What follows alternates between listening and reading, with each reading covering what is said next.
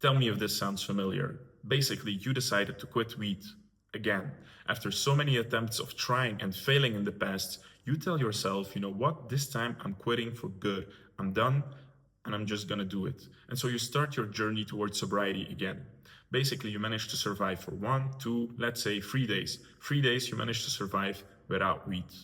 Amazing. You feel good, you feel sharp, you feel motivated, you feel as if you conquered the whole thing. That is, though, up until day 4.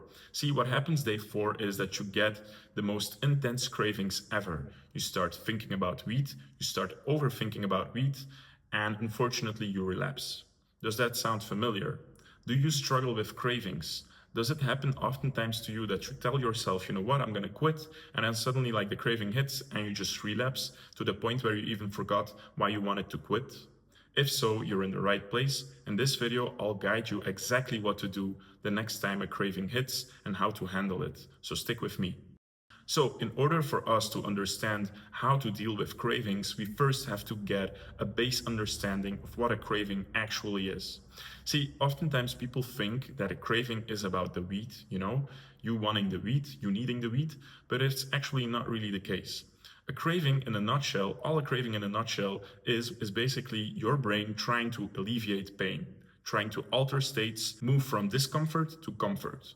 That's it. See, the whole thing with smoking weed is, regardless for what reasons you've been smoking for, basically, if you smoke long enough, what happens is that you create this dependency, meaning your body starts adapting itself towards weed, because if you do it long enough and consistently enough, your body will adapt. And so it becomes a main building block for you functioning.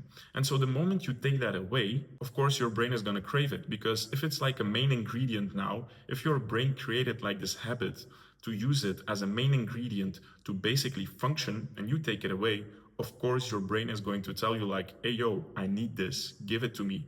And that's basically all a craving in a nutshell is.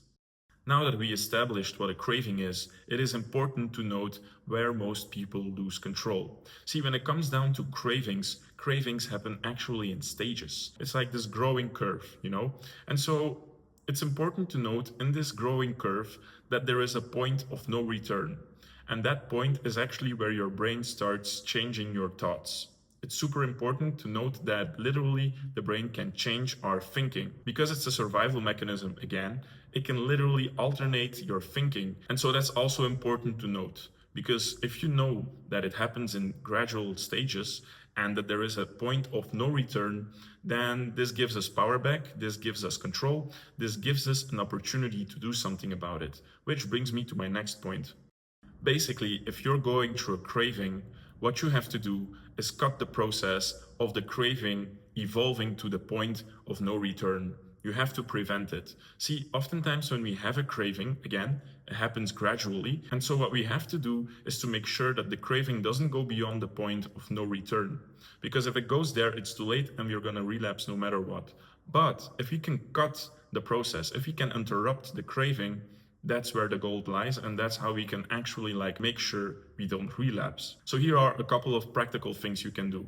First things first, if you feel subtle cravings, move location, move the body, do something, do some push-ups, jump, even if it's just a room, move the room, move from one location to another, just do something. Some other things you can also do is go for a walk, go outside, walk the dog. It's crucial that you move the body, and just get into movement, because the moment you move, the possibilities of you starting to move towards the point of no return decreases. Because in order for you to be able to think about weed, you have to stay still, you have to stay at the same place, you don't have to do something else, it's hard to think and do something else. So the moment you feel tiny bits of craving, do something else. Another thing to keep in mind when you're having this, after you moved or done something, it's important to note that a craving is not permanent. See, oftentimes what our brain does to us, it convinces us that a craving is going to be permanent. In the moment it feels as if this feeling is staying forever. The brain is very good at tricking us. It just wants to move the needle